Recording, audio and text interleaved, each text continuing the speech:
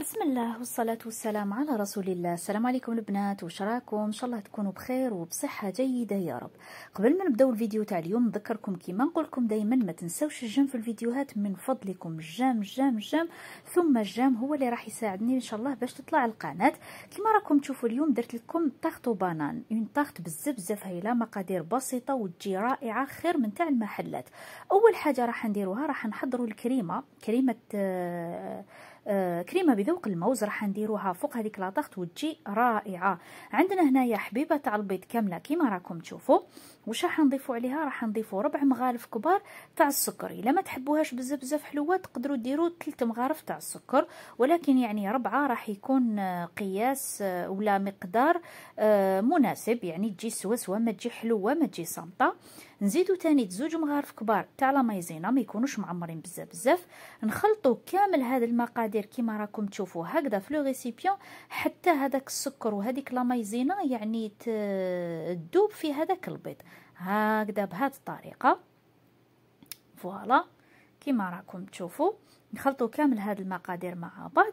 ومن بعد واش راح نديروا؟ حاولوا يعني تخلطوا مليح باش هذاك السكر تاعكم يذوب.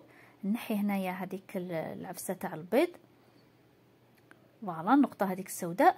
دوكا هنايا واش عندي نص لتر تاع حليب اللي كنت يعني سخنتها حتى رفدت الغليه. ومن بعد راح نضيف نصف الكميه ونحرك او ميم طون باش هكذا ما يطيبليش هذاك البيض اللي درتو. ديك الحبيبه تاع البيض لو كان يعني تروحوا تفرغوا وما تحركوش راح تطيب معاكم لانه الحليب راهو سخون. ومن بعد واش ندير عمليه عكسيه. واش كاين في لو ريسيبيون نروح نفرغوا على هذاك الحليب اللي في الكاسرونه ونعاود نخلط الكل ونديرو فوق النار حتى يعني يعقد لي هذاك الخليط ولا هذيك الكريمه تعقد لي مليح. كيما مورفين نديرو كريم او سيترون ولا كريم، حنديرو هنا البنات اون كريم باتيسيير. فوالا شوفوا هنايا بعد ما عقدت لي فوق النار جبت مغرفه كبيره تاع الزبده ما تكونش معمره ضفتها، ونزيد هنايا عطر الموز لانه لو كان ما ديروش يعني العطر راح تجي الريحه والذوق تاع الحليب ولا مايزينا وانا ما نحبهاش صراحه. الا كان درتوها او فخوي تقدروا ديروا عطر الفانيليا. فوالا هنا راهي تبان لكم بزاف صفرة ولكن لا لانه راني نفيلمي في الليل، سي بور سا راهي تبان لكم هكذايا الضو تاع لا كويزين يبين لي كولور فونسي. دوكا هنايا حركت الكل وراح نضيفهم في هذاك لو ريسيبيون ونغطيها بابي سيلوفان ولا بسويشي يكون نقي ولا اون كونتاكت بيان سور باش هكذا ما تربيليش هذيك القشره اللي من الفوق في الكريمه تاعنا. ونخليها تبرد، يعني لازم تبرد تماما باش نقدر نستخدمها ومن بعدها. وكي نحيها راح نضربها بالباتور لانه راح يعني تشد روحها تجمد معاكم فيها لا مايزينا. اون فوا تخرجوها ضربوها بالباتور وتقدروا تستعملوها. فوالا انا هنا جبت سويشي نقي حطيتها اون كونتاكت، يعني حطيت هذاك الساشي اون كونتاكت مع هذيك الكريمه. فوالا بهذه الطريقه. دوكا هنا نخليها بجهه تبرد ومن بعد راح نحضر العجينه تاعنا.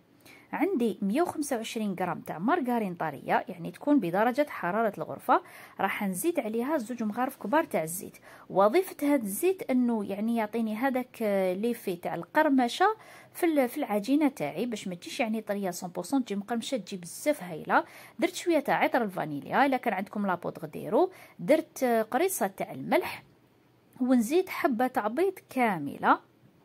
فوالا ونزيد نص كاس تاع سكر غلاس بهذه الطريقه. يعني هاد المقادير مضبوطه وتجيكم واحد لا طاخت بزاف هايله. كيما هذيك العجينه تقدروا ديروها في كامل انواع لي طاخت بيان سور. الكريمه تقدروا الا درتوها او فخوي ديروا عطر الفانيليا، الا درتوها باغ اكزومبل او فريز ديروا عطر الفراوله. يعني واش كان عندكم النوع تاع لي طاخت ديروا على حسابه العطر.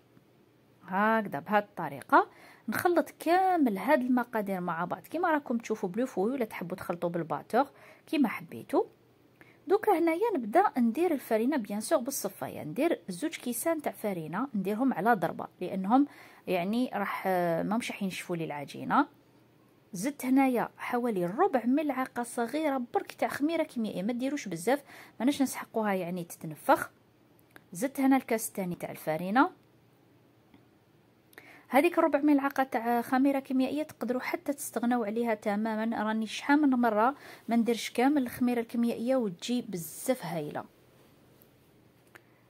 هنايا ما نعجنوش البنات، نحاولوا نلموا برك، يعني هاد لي بات تاع لي طاختو كامل ما يحبوش العجين، لموا برك باطراف الاصابع. راح نزيد هنايا البنات الكاس الثالث تدريجيا، نضيف شويه ومن بعد نزيد بيان سور. يعني انا هاد العجينه دات لي 3 كيسان، تقدر دير لكم 3 كيسان غير 4، كيما تقدر توصلكم حتى 3 كيسان على حسب نوعيه الفارينه تاعكم.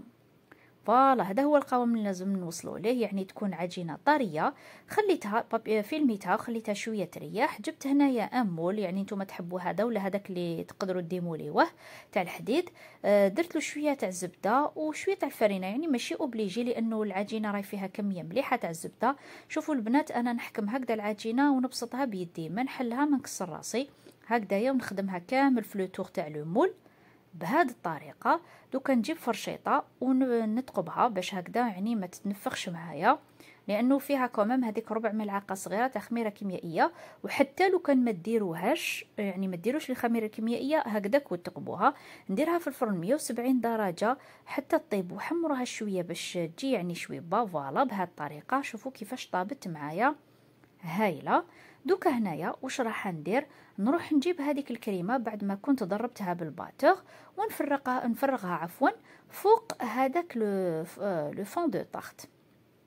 فوالا بهذه الطريقه ريحه البنان هنايا راهي بزاف هايله. يعني على بالي ممكن انكم تقولوا لي البنان راهو غالي، ولكن يعني تقدروا غير بحبيبه ديروا هاد لاطارت، ما تسحقوش بزاف، حبه راح ديروها من الفوق كتزيين. فوالا ولا ما حبيتوش ديروها بالبنان تقدروا كما قلت لكم تبدلوا العطر وديروا اي فاكهه من الفوق، يعني مقدور عليها. انا نعطيكم الفكره وانتم غيروا كما تحبوا. هنايا حاولت نليسي هذيك الكريمه من الفوق بلا سباتول. دوكا واش ندير، نجيب شويه تاع البنان اللي كنت عصرت عليه شويه تاع القارص باش ما يكحليش، ونبدا نستفو هكذايا في لو تور كامل، يعني ماشي غير في لو تور، نعمر كامل الوجه تاع لاطاخت تاعي بشرائح تاع البنان.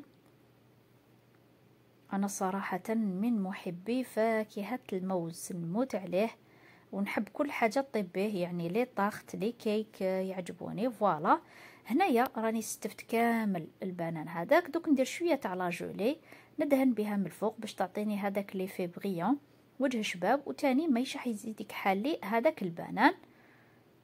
فوالا هاي ليك لا طاختو بانان راهي وجدت معانا. كنت شبحتها بشويه تاع القارص في الوسط، ولا تحبوا ديروا نعناع ولا باش نكسر اللون، يعني هذاك الابيض والاصفر. وصفه بزاف هايله ناجحه 100% باذن الله. جربوها وشاركوني تطبيقاتكم في الجروب تاعي على الفيسبوك وصفه مريم كوك. دوك نقسم معكم مغسو باش تشوفوا كيفاش طريه، يعني راهي مازال ما بردتش عفوا، مليح ولكن بزاف هايله، تجي تفتت تجي رائعه.